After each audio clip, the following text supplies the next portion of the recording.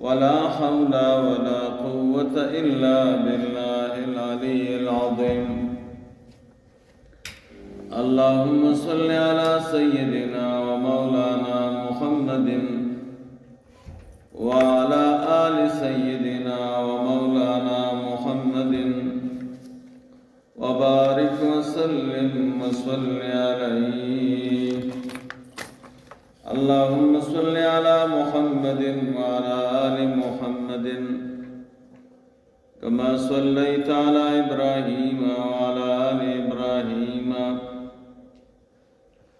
إنك حميد مجيد. أعوذ بالله من الشيطان الرجيم. بسم الله الرحمن الرحيم. ألا إن أولياء الله لا خوف عليهم ولا هم يحزنون الذين آمنوا وكانوا يتقون. صدق الله مولانا العظيم وصدق رسوله النبي الكريم الأمين. اللهم صل على سيدنا ومولانا محمد وعلى آل سيدنا ومولانا محمد وبارك وسلم وصل عليه. حضرت ملنگ سے مبارک دامت برکاتهم وفیوزاتهم علینا وعلیکم دا حکم و دا اجازین بعد مکتوبات شریف یہ 20 نمبر مکتوب کے امام ربانی رحمہ اللہ دو مسئلوں بانے بحث کاؤ. د یوې مسلې تعلق د اولیاء او د بزرگانو د فضائلو سره، د دویمې خبرې تعلق او نسبت دا د نقشبندی علی مبارکې د فضائلو سره چې دا په تمامو طرق باندې اعلی. داولنی خبری متعلق تیر شوی جمعې شپه باندې ما تاسو ته د ولی معنا کړې وه، معنا لغوي او معنا اصطلاحي. هغې نه اندازه معلومېده چې ولی چاته ویلی شي او چاته به ولی وایي. نن د دغه اولیاء او د ولی متعلق درې خبرې دي. اولنۍ خبره د هغې تعلق دی د صفاتو د ولی سره. د دویمې خبرې تعلق دی افضل د اولیاء څوک دي.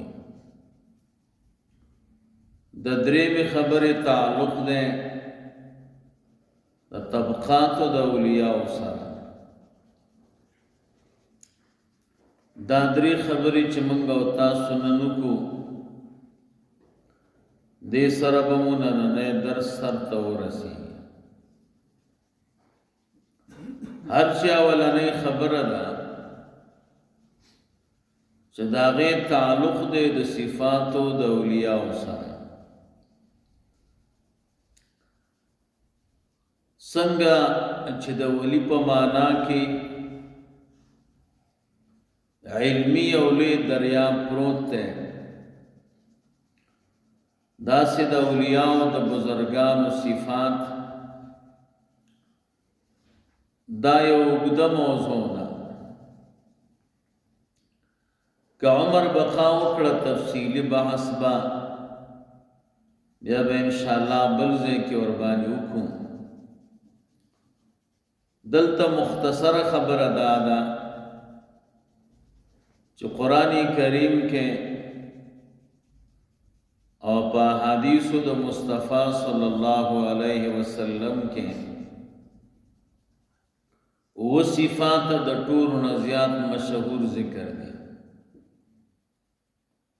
دو صفات قرآن کریم کې دي او 5 صفات په حدیثو کې دي. قرآن کریم کې هغه 2 صفات د اولیاء کم دي. اللہ فرمائی الذین آمنوا وکانوا یتقون. اولیاء د اللہ تعالی غدی آمنو چې پورا تصدیق او یقینی کړه په ضرورتو د دین، ان کامل ایمان والا په تمام مومن به باندې یقین ده، پاغه باندې تصدیق ده. دا صفت د اولیاء ذکر ده چې ولایت خو دا ثمره د ایمان ده. ایمان حیثیت د ونی لري، ولایت بیا داغه اعلی ثمره ده او میوه ده. کله چې ونه نه میوه به کله پیدا شي. نو ایمان ورته د ټولو نه اولنی شرط او ضروری ده. کامل ایمان والا بوي اولیاء بزرگان. ولایت دا په مؤمنانو کې او مرتبه ده. اول به د ایمان په حصہ کې او د مؤمنانو په ډله کې داخليږي، بیا به دا موصوف کېږي په صفت د ولایت. دویم نمبر صفت الله تعالی بیانای وکانو یتقون. او دوی چې ځان به ساته د محرماتو نه او داغه شیونو نه چې ما منع کړي. نو دویم صفت د اولیاء او د بزرگانو هغه تقوا. علما چې د تقوا او تعریف کوي نو د ټول اسلام او د دین مجموعه پاغه باندې عمل کولو ته تقوا وایي. امام محمود الوسی رحمه الله د یو عالم قول ذکر کړي په تقوا کې. هغه یو جامع قول دی. وی تقوا دی توایی اللہ یراکا مولاک حیث نهاک. تا خپل مولا دا سزے کی اونگوری چه کم زے کی منع کرے. دغی تا تقوا وائی. صغائر و نزان ساتل دین منگو تاسو خپل رب منی کری. کبائر و نزان ساتل دین منگو تاسو اللہ تعالی منی کری.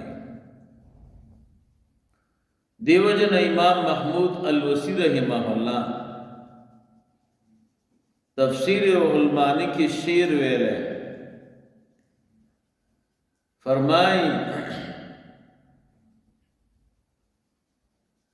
خل الذنوب صغیرها و کبیرها ذاک التقا واصنع کماش على ارض شوک یحذر ما یرا لا تحقرن صغیرة ان الجبال من الحصان. خل الذنوب صغیرها و کبیرها ذاک التقا. خپل ځان لری کا وې ساته د ګناهونو نه که صغیر وي او که کبیر وي. دغه ته تقوا وایي. وصنع کماش علی ارض شوک یحذر ما یرا.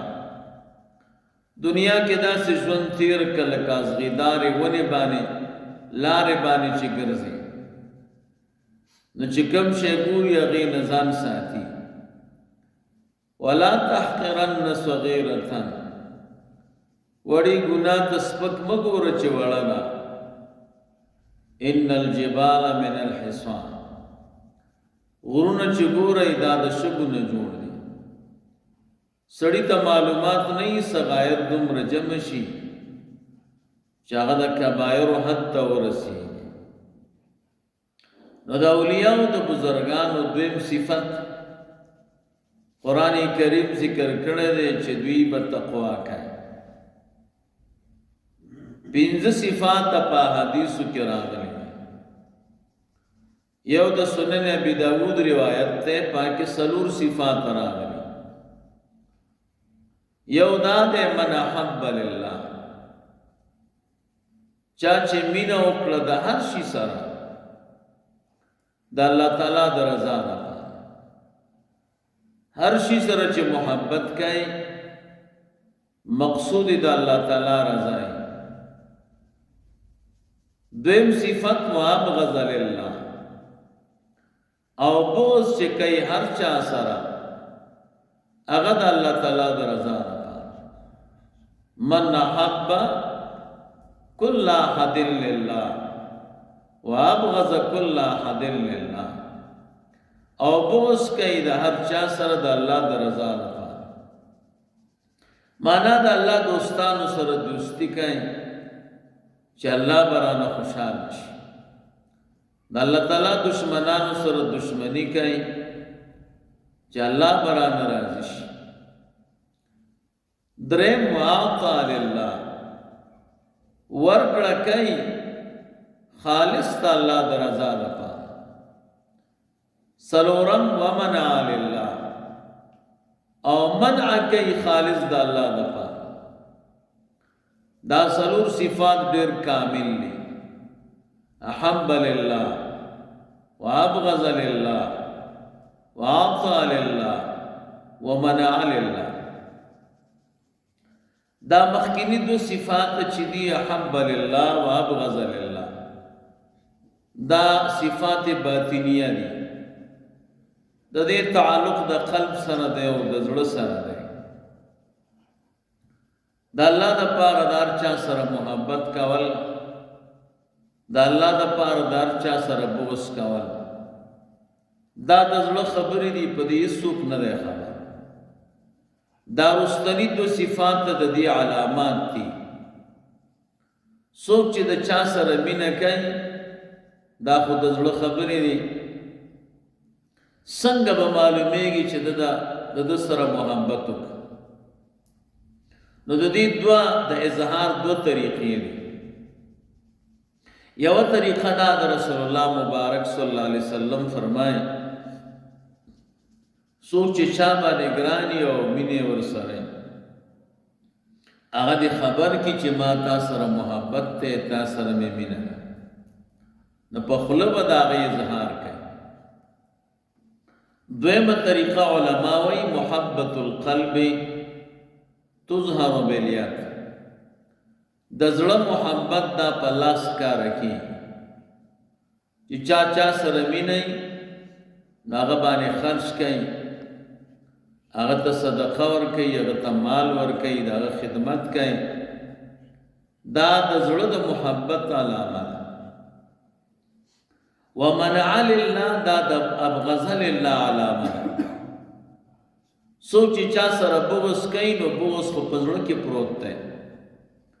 د دې ظاهري علامه څه ده؟ علامه دا ده چې د ده نه به شیونه منې کوي، د سره به تعلق نه ساتي. دا د ابغض لله ظاهري علامه ده. نو دا 2 امور و صفات باطنیه دي او دا 2 صفات ظاهریه دي. رسول الله مبارک صلی الله علیه وسلم فرمایي چا کې دا 4 صفات رااله چې د 2 تعلق د باطن سره ده او د 2 تعلق د ظاهر سره ده، فقد استكمل الايمان، د ایمان پورا کړ.